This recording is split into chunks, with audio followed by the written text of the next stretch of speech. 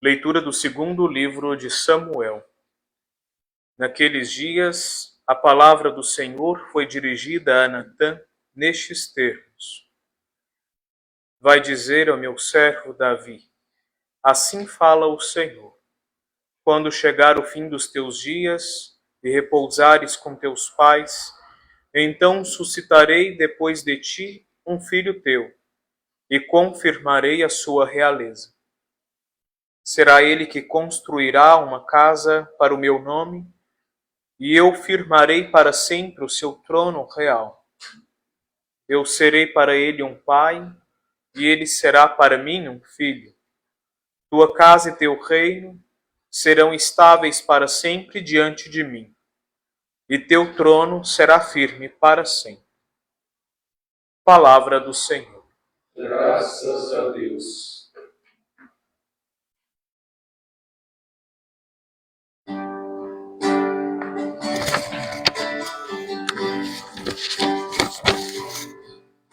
Eis que a sua descendência durará eternamente.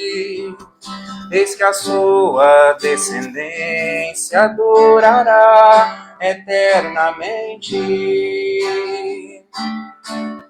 Eis que a sua descendência durará eternamente.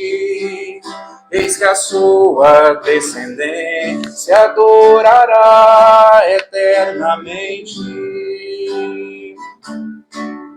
Ó Senhor, eu cantarei eternamente o vosso amor. De geração em geração eu cantarei vossa verdade. Porque dissestes, o amor é garantido para sempre, e a vossa lealdade é tão firme como os céus. Eis que a sua descendência durará eternamente. Eis que a sua descendência durará eternamente. Eu firmei uma aliança com meu servo, meu eleito, e eu fiz um juramento a Davi, meu servidor. Para sempre no teu trono firmarei minha linhagem, de geração em geração garantirei o teu reinado. Eis que a sua descendência durará eternamente. Eis que a sua descendência durará eternamente. Ele então me invocará: ó Senhor, vós sois meu Pai, sois o meu Deus, no qual confio eternamente. Guardarei eternamente para ele a minha graça, e com ele firmarei minha aliança indissolúvel. Eis que a sua descendência durará eternamente. Eis que a sua descendência durará eternamente. Eis que a sua descendência durará eternamente. Eis que a sua descendência durará eternamente.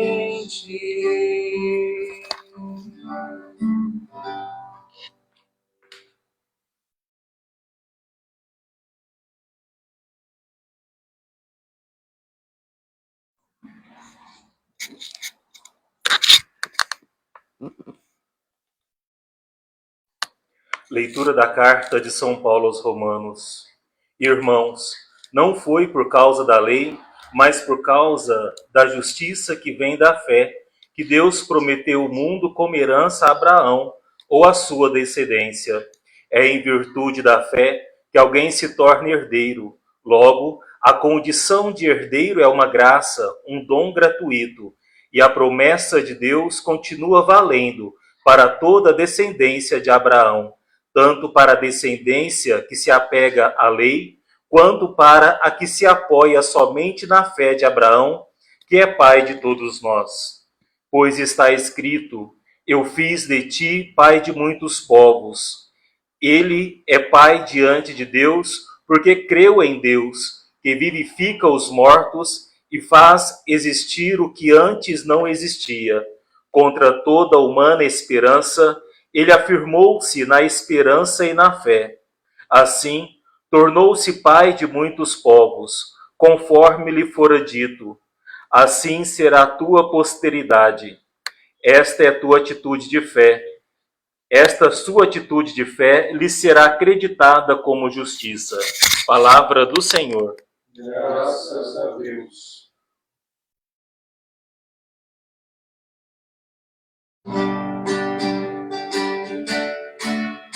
Louvor e glória a ti, Senhor, Cristo, palavra de Deus. Cristo, palavra de Deus. Felizes os que habitam vossa casa, para sempre haverão de vos louvar. Louvor e glória a ti, Senhor, Cristo, palavra de Deus. Cristo, palavra de Deus. O Senhor esteja convosco. Ele está no meio de nós. Proclamação do Evangelho de Jesus Cristo, segundo Mateus. Glória a vós, Senhor. Jacó gerou José, o esposo de Maria, da qual nasceu Jesus, que é chamado o Cristo.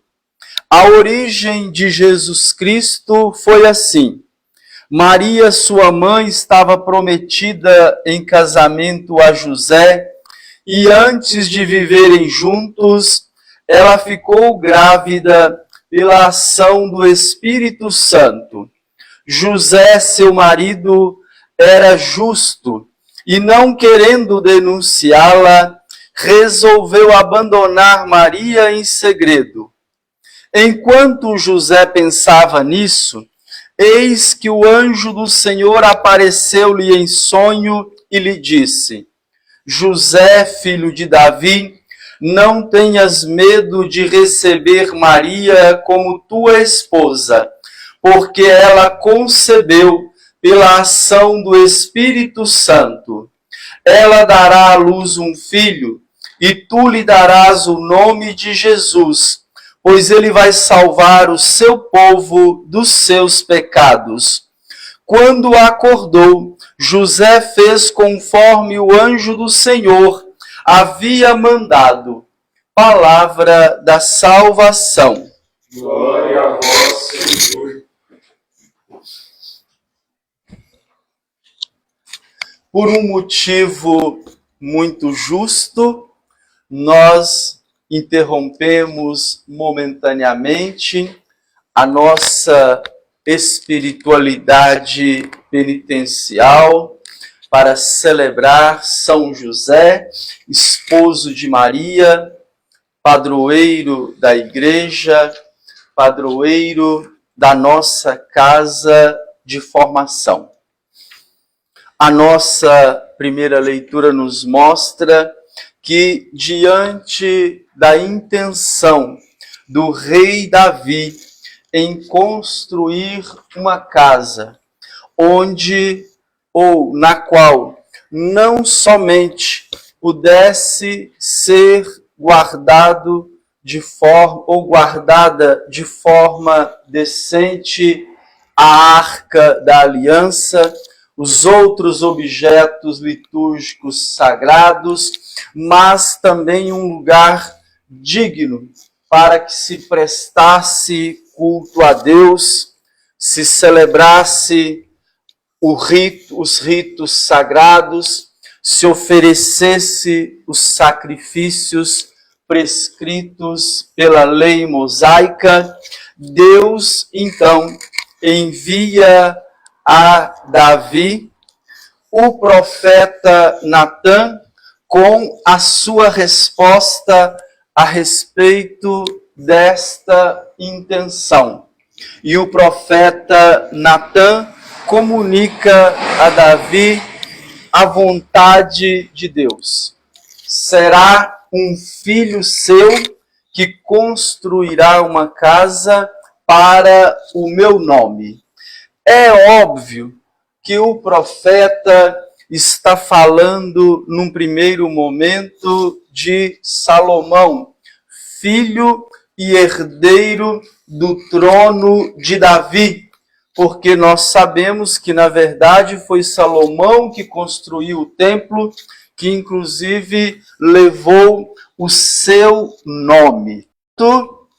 Nós vemos esse anúncio que tem uma primeira realização na pessoa de Salomão. O profeta fala também na sua profecia de modo que ele extrapola, de modo que ela tenha uma validade estendida, de modo que ela vai além de Salomão, porque o profeta diz aqui claramente: eu firmarei para sempre o seu trono, a sua casa e o seu reino serão estáveis para sempre diante de mim. O seu trono será firme para sempre. Em apenas 2 versículos, repetem-se 3 vezes a palavra sempre, para dizer que Davi terá sempre um herdeiro no seu trono. Ora, é notório, todos nós temos conhecimento de que, historicamente, a descendência de Davi, como rei de Israel, teve um fim, ou seja, foi interrompida a sucessão dos descendentes de Davi junto ao trono de Judá. Então, nós podemos entender que esta profecia só pode ter sido dita fazendo uma alusão, fazendo uma referência, ainda que indireta, à pessoa do Messias, que é descendente de Davi. Na última reforma do missal, nós vimos aumentada a oração da coleta e aquela parte da oração que sempre se repete, diz a respeito de Jesus, que ele é Deus convosco, rezando ao Pai. Ele é Deus convosco e reina, vive e reina na unidade do Espírito Santo por todos os séculos dos séculos. Ele reinará para sempre. Ora, para nós aplicarmos esta profecia a nosso Senhor Jesus Cristo, nós temos que fazer referência a São José, já que ele é o último elo da corrente que liga a descendência do rei Davi à pessoa de nosso Senhor Jesus Cristo. Também nós vemos que a nossa liturgia aplica ao glorioso São José o mesmo elogio que São Paulo faz ao patriarca Abraão. São Paulo diz que a fé de Abraão foi colocada a duras provas, mas resistindo à provação e conservando a sua fé, Abraão se tornou pai de todos aqueles que creem, por ter mantido firme a sua fé.